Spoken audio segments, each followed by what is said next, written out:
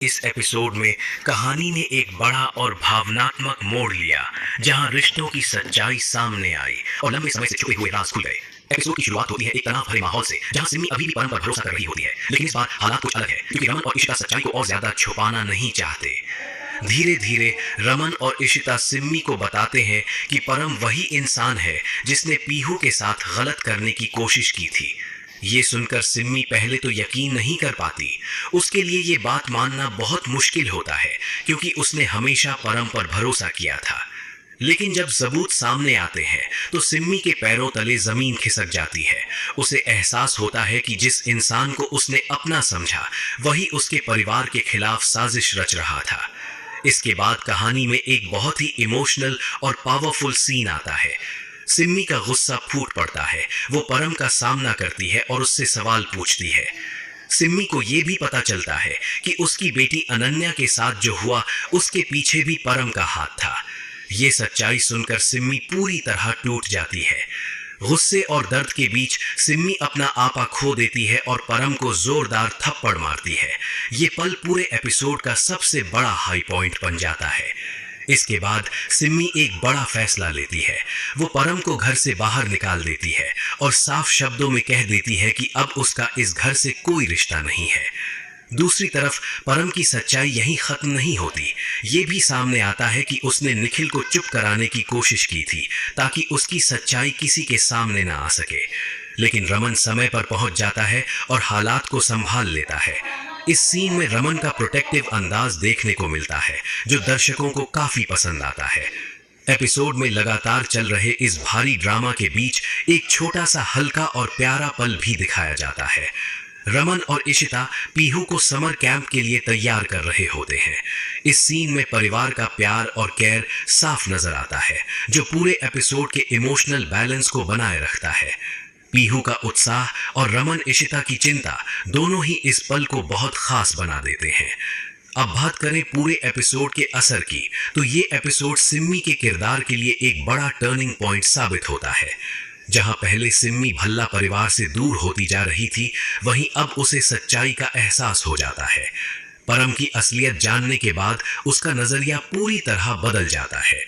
इस एपिसोड ने यह भी दिखाया कि सच चाहे कितना भी छुपाया जाए, एक ना एक दिन सामने आ ही जाता है। रिश्तों में भरोसा बहुत जरूरी होता है, लेकिन जब वही भरोसा टूटता है तो उसका असर सबसे ज्यादा दर्दनाक होता है।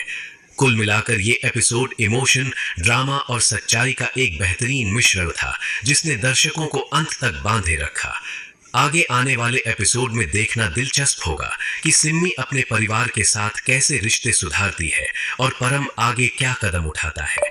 अगर आपको ऐसी ही अपडेट्स पसंद है तो वीडियो को लाइक करें और चैनल को सब्सक्राइब करना ना भूलें।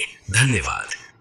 हुई फिर से इशिता से शादी। रमन ने कहा इशिता को झूठी और सीता ने कहा मैं हूँ तुम्हारी बीवी महिका नहीं, और उड़े रमन के होश। आगे बढ़ने से पहले चैनल को सब्सक्राइब कर लें, वीडियो को लाइक कर लें, क्योंकि आज के एपिसोड में बहुत ज्यादा धमाकेदार होने वाला है, क्योंकि परम और सीमी की खुलने वाली है पोल। और फिर वहाँ पर आज के एपिसोड में हमें देखने को मिलेगा कि जो परम है वहाँ पर बॉक्स के पास आते हैं, तो वहाँ पर इशिता को ना पाकर उसके होश उड़ जाते हैं और वो जल्दी से जैसे ही जाता है बाहर की तरफ। इधर रमन इशिता से कहता है यहाँ पर तो मिहिका थी, तुम यहाँ पर कैसे आई? तो वहाँ पर आंटी जो होती है इशिता के गले लगती है और कहती है कि मैं तो बहुत ज्यादा खुश हूँ, कम से कम इनकी शादी तुमसे हुई है, मिहिका से नहीं। आज तो मैं बहुत ज्यादा खुश हूँ, और दूसरा नेक भी दूंगी। तो अपने बटुए से पैसे निकालती है, सब लोगों को दे देती है, और फिर इशिता और पम्मी आंटी जो होती है वो गले लगती है, और अय्यर फैमिली का तो खुशी के मारे फूले नहीं समाते। आज मेरी इशिता की जिंदगी बच पाई। पीहू भागती हुई अपनी मम्मा के गले लगती है, और फिर इशिता कहती है कि मैं हमेशा तुम्हारी मम्मा हूँ और हमेशा मैं ही तुम्हारी मम्मा रहूंगी। कभी सब बच्चे कहते हैं कि हम तो डर ही गए थे, तो वहाँ पर इशिता कहती है कि डरने की कोई जरूरत नहीं है पीहू बेटा, मैं तुम्हारी हमेशा तुम्हारी माँ ही हूँ और हमेशा बनूंगी। तब यहाँ पर सिम्मी कहती है कि चलो चलो अब हम खाना खाने लगते हैं, क्योंकि रमन की शादी तो इशिता से हो ही गई है, और किसके साथ होने थी ये, मतलब ये चीज कोई मायने नहीं रखती है, मगर जिसके साथ हुई है वो मायने रखती है।